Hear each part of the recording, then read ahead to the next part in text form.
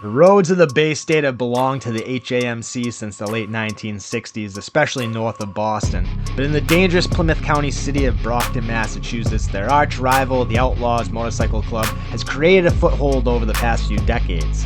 Let's discuss the power dynamics between the two clubs and the origins of the Outlaws in the Commonwealth. What's up, everyone? Welcome back.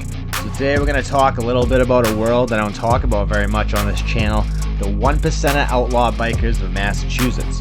Today I'm going to talk mostly about the Outlaws MC, a club I honestly knew little about. I have lived, I'd say, probably at least 98% of my life on the North Shore of Boston, and that is strictly HAMC territory, one of the biggest and most powerful 1% clubs in the entire world. So growing up, I mostly heard stories about the HAs, would see guys wearing 81 apparel on the streets and not Outlaws gear, but that's mostly because of geography.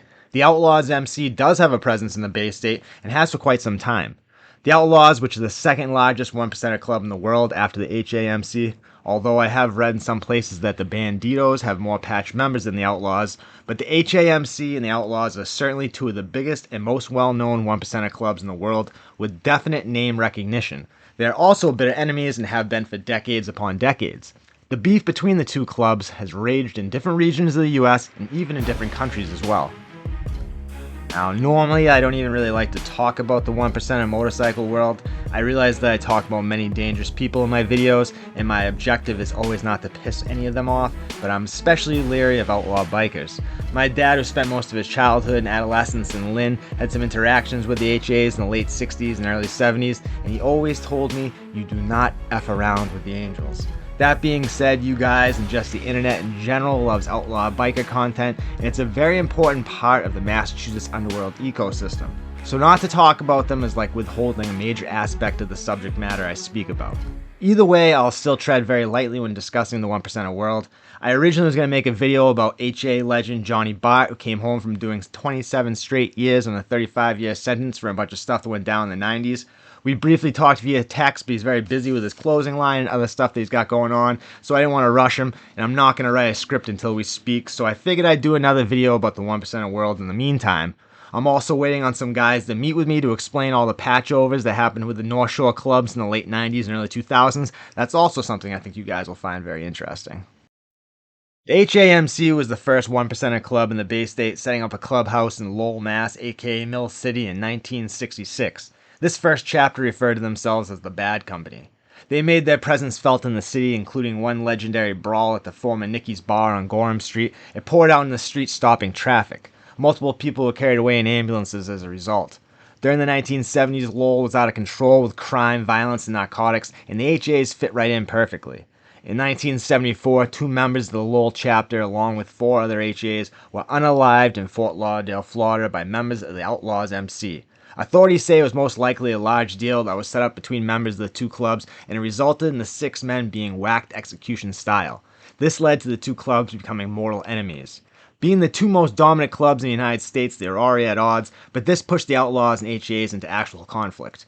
Every year, on the anniversary of their deaths, at least 24 HAs show up at a cemetery and lead a procession from the gravesite through the city. The Lowell police don't bother them and respectfully let the club remember their fallen comrades. The HAMC seemed to have a tight grip on the Commonwealth in the 1970s and 80s, with their power base mostly being centered on Boston's North Shore at their Salem clubhouse. But sometime in the early 1990s, the Outlaws MC, their hated arch rival, began to make inroads into the Bay State. Seeing how the HAMC dominated Boston's North Shore, the Outlaws sought to make a presence south of Boston. The MC chose the very dangerous Massachusetts city of Brockton for their operations. Brockton came in at number 1 on my most gangster cities of Massachusetts video. While Springfield and certain neighborhoods in Boston are more dangerous than Brockton, it has an incredibly active and diverse underworld. Most of the MCs that operate in Massachusetts seem to choose cities that have more active streets so they can kind of seamlessly blend in with the other activity going on around them. Brockton was a good spot for them to set up shop. It was far enough away from the HAs that they could build up their power base and not bump heads with the other club on a daily basis. I don't know if perhaps the Outlaws made this move because they saw an opportunity with the HAs being already occupied with another conflict. During the early to mid-1990s, the HAMC in Massachusetts was involved in a conflict with another 1% club called the Devil's Disciples. I was honestly surprised when I looked into this conflict that another club was operating in the area during the time period. The Devil's Disciples operated out of East Boston, which as far as I know is HA territory. It definitely takes, as WWF announcer Mean Gene Okerlund used to call it, intestinal fortitude to operate a club in the HA's territory and go against them. I'm not going to go into it in too much detail because I'll probably talk about it more in the video about Johnny Bart. Part of the reason he did such a lengthy prison sentence was for his role in the conflict. But by the mid-1990s, the HAs and the Devil's Disciples were aggressively bumping heads. I'm sure this in some way, shape, or form helped influence the Outlaws, and they began to develop their foothold in Massachusetts. The Outlaws began to build up their presence in Brockton and the neighboring town of East Bridgewater sometime in the early 1990s, I read. Plymouth County was where the Outlaws' presence was first felt in the Commonwealth, but then they began to expand into the neighboring Bristol County as well. I remember about 15 years ago or something like that, I was in Arbor Fuller in Attleboro, all the way down by almost Rhode Island, and there was some kid in there with a mohawk and tons of tattoos, and he kept talking about the Outlaws and how his whole family was part of the club. I was honestly surprised. I don't get out of the North Shore that often, and I was under the impression that the whole state belonged to the HAMC. But the more I've learned about this area, from Brockton over to Taunton, it's been outlaw territory for a while. Taunton is a tough city in Bristol County. It's home to hoods like the deceased Gordon O'Brien, who was one of Cadillac Frank Salemi's main hitters. O'Brien was incredibly feared. There's legends that he was allowed to keep a German Shepherd as a pet while he was a prisoner at Walpole. The massive hulking man was one of the mob's favorite non-Italian henchmen. But the Outlaws built their presence up in the city of Taunton as well. When they began to push further into Bristol County, the HAs began to push back. The gritty South Shore city of Fall River has become a battleground for the Bay State's 1% clubs. The Outlaws were trying to take the city for strategic purposes, but the HAMC also wanted the city for the same reason. Taunton's actually one of the cities I want to do. We're going to start doing vlogs very soon. And I mentioned it in this video later. I'll put up my information, so if you don't follow me on Instagram, you can go ahead and do that. Taunton is one of the cities that we want to actually hit. I want to see what's going on there. I know it has kind of a reputation as being kind of a tough little city, and I haven't been there in a very long time, and that's one of the cities I want to go see for myself, what it's actually like there. One of the few people I actually met from Taunton was this kid, Craven was his last name, in Middleton. He did something, he got hemmed up like in Lawrence, and that's why he was, used out there, and he did time in Essex County, but he was like a real chill kid. He had like a 2.5 bid, a pretty decent size like county bid, and in the beginning he didn't know like anybody because he wasn't from there, and then by the end he was like the man. He had the store and the poker table and stuff, and I always kind of wondered what happened to him because he was a chill dude. Craven, he was one of the few people from Taunton that I actually met. It's pretty clear that the Outlaws were trying to take over the entire southeastern part of Massachusetts, most likely in an effort to cut off the HA's power base on the North Shore to the other clubhouses on the Cape and Rhode Island. The Outlaws were basically wedging themselves between the HA's New England power bases, trying to disrupt their operations. The HAs obviously recognized this and realized the importance of keeping the Outlaws at bay in Fall River. An HA support club in Fall River called the Sidewinders kept pressure on the Outlaws for the club. It exploded about 5 years ago when a group of Sidewinders and a prominent Massachusetts outlaw got into an altercation in a parking lot of a bar, leaving a Sidewinder dead. The outlaw was subsequently acquitted at trial for self-defense. Within the past decade or so, another powerful club, certainly on the East Coast, especially in mid-Atlantic states of Pennsylvania, Maryland, and Delaware, the Pagans also joined in the mix. All these clubs seem to see Fall River as the key to controlling the southeast of Massachusetts. Again, just like most of the other cities that clubs set up in, Fall River is a rough city with a very active underworld. The Outlaws in Brockton and Taunton and elsewhere in Massachusetts have been the targets of multiple federal investigations. The feds, especially the ATF, have a particular interest in seeing outlaw bikers removed from the streets of the United States. The federal government devotes probably the same amount of time and resources into investigating and prosecuting outlaw motorcycle clubs as they did Italian organized crime.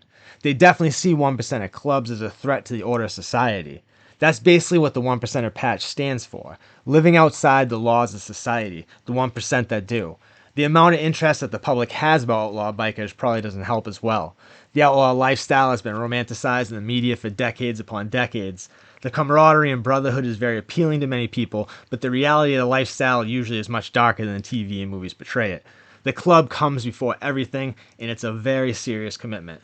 Around 2009-2010, the feds and local authorities targeted the Massachusetts Outlaws. In 2009, the former Brockton president got locked up in a large narcotics case. Then in 2010, the feds raided 3 outlaw locations in Massachusetts for weapons, narcotics, and violence charges. I've read that the Outlaws had a chapter based in East Boston as well, which again to me is very surprising. That's right next to the HA's power base in Lynn and Salem, and is actually where some prominent Angels are from. They must have been able to develop a little pocket in the middle of HA territory. The feds allege that the Outlaws are heavily involved in weapons trade, extortion, and narcotics, primarily the manufacturing and selling of ice. The feds are always trying to pin RICO cases on 1% of clubs like the Outlaws, saying that they do criminal acts unified as an organization. While clubs have always maintained the stance that they're a club, not a gang, and it's a brotherhood of guys who ride motorcycles and live under the same basic morals and principles. Any criminal acts are made by individual members and have nothing to do with the actual club as a whole. What's the truth? I honestly don't know. I'm not a member of a club. I'm not privy to what goes on behind closed doors. It does seem to me like most clubs give their members enough freedom to make their own choices, but they have to accept the consequences of what comes with those choices. For a little while, the clubs seemed to have a more public presence, having websites, selling merch. They were trying to present themselves to the common people and most likely the authorities as legitimate motorcycle clubs. It really didn't seem to have much effect as the federal government continues to aggressively pursue them. The Brockton police chief says alone his police department doesn't have the resources to go against the 1% clubs, so they invite collaborations with federal agencies like the FBI, the DEA, and the ATF, along with the Mass State Police to aggressively pursue the 1% clubs in Massachusetts. In 2019, the regional presidents of the Outlaws was arrested on weapons charges by the feds, and the next year, 4 members were arrested at a Motel 6 in Brockton, so authorities are still certainly on them. For the most part, the clubs have gone underground and try not to attract too much attention to themselves, one of the main reasons I'm weary of talking about them, but I feel like as long as I speak about things that are mostly from the past and I don't go too in-depth about it, I won't upset anyone. That's my mission anyways. Now, for the most part, the clubs are still operating in their usual areas. The HAs still firmly control the North Shore of Boston. The Outlaws are still in the greater Brockton area. People say the Pagans are still in Fall River even after the HAs rode down on their clubhouse a few years back. We'll see what happens down there on the Portuguese South Coast. The HAs have their clubhouse in the neighboring town of Westport, and I guarantee they will not just give up the area to any club. It's my assumption that the HAMC sees the entire Commonwealth as theirs and would like to see all other 1% out of the region entirely. We'll see what happens in the future between the 1% clubs of the Bay State. I hope you guys liked this quick video. I just wanted to have something for you guys and I didn't want to rush Johnny. I got a lot of things going on right now too. It's kind of hectic, but just know big things are coming in the near future of the channel. Go ahead and follow me on Instagram. Hit me up there if you're interested in being on a vlog in different Massachusetts cities. We're going to start doing those very soon. I also tease upcoming videos on my stories there. I'm working right now on a video that you guys seem to really like, focusing on a particular city in Massachusetts and explaining its history and underworld. So I hope you guys enjoyed this quick video. It's just something to keep you guys occupied while I'm working on some stuff, a lot of things going on. Like I said in the video, hit me up on Instagram if you want to help out with a vlog, or if you want to be in a vlog, or if you have ideas for a city to do for these vlogs. Also, let me know in the comments what city you want me to do next. I've been doing these kind of documentary styles where I pick a certain city and I do the history of the city and I talk about the underworld and different street organizations and stuff like that. So let me know. I'm actually working on one right now, so I'm not going to tell you what it is, but you guys are gonna be surprised when it comes out next video. But let me know in the comments, because this seems to be going really well. The Worcester one just passed 50,000 views. Charlestown's like creeping up on 300,000 views. So I'm gonna keep doing it because that's kind of fun for me. I was hoping it would kind of turn into something that people would like to see, almost like a series type situation.